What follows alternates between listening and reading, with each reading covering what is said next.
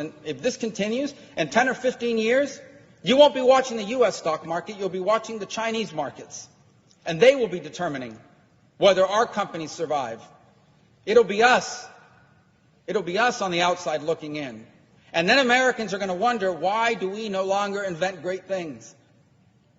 Why do we now have to do whatever China wants in the world in order to get the medicines we need to cure my mom or my dad's Alzheimer's?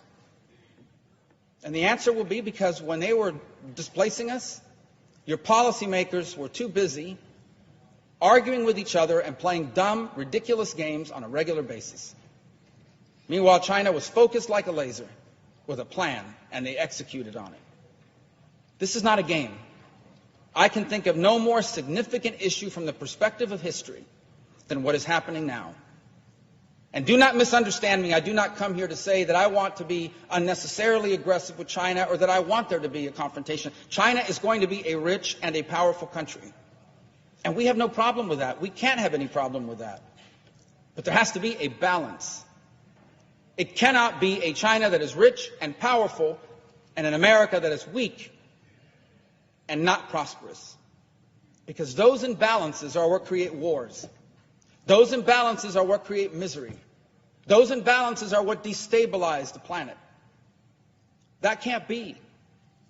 We need to recalibrate this relationship. It needs to be rebalanced on the trade side. It needs to be protective on our national security side.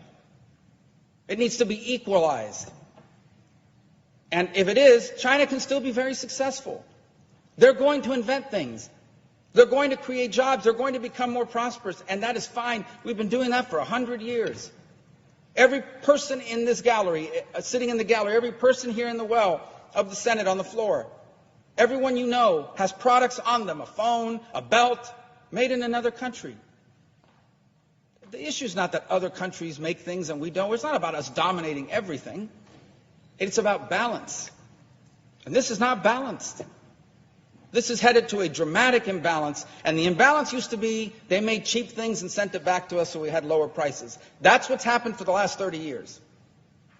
They made cheaper T-shirts, they assembled the phones cheaper, and they shipped it back to the United States, leading to lower prices. That's not the imbalance I'm talking about. The imbalance we're headed to is they control state-of-the-art artificial intelligence.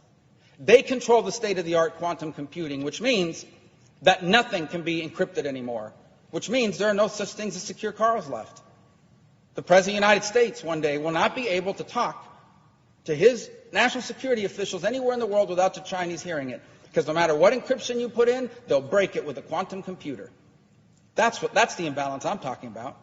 The imbalance I'm talking about is one day we'll have a dispute with China on something on national security somewhere in the world, and they will threaten to cut off our supply of biomedicines. In essence, threaten the lives of Americans not getting medicine unless we cave to their desires. That's the imbalance I'm talking about.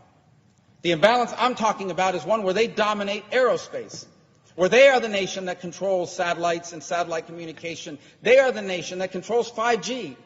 We're headed towards autonomous vehicles. Autonomous vehicles will depend on 5G technology. And China will dominate the world in 5G, and we will depend on it. So we're going to build a fleet of autonomous trucks and autonomous cars, and none of them will work if the Chinese decide to shut it down because they dominate that field. That's the imbalance I'm talking about. And if this all sounds fantastic, apocalyptic, look it up. Research it. And I promise you, you will not find a single person versed on this topic that would disagree with what I'm saying. This is the threat that we face, and we are not facing it squarely. So I would advise those who cover this issue to stop covering it as a political issue. There are some things so important to this country that I don't care what the politics of it are. And most of my colleagues don't either. Because these are definitional things that will define the 21st century. I would advise us not to cover this as a purely economic issue. Because there is a way to grow the trade gap in the short term. We can sell them a lot more of the things China is willing to buy anyway. They don't intend to lead the world in those things in exchange for them dominating us in the long run. Get rid of the short-term thinking and start thinking our competitor has a 50, 100, 20, and 5-year plans. And we don't even know what we're going to be talking about next week. It is time to wake up to this threat. because we have two ways forward.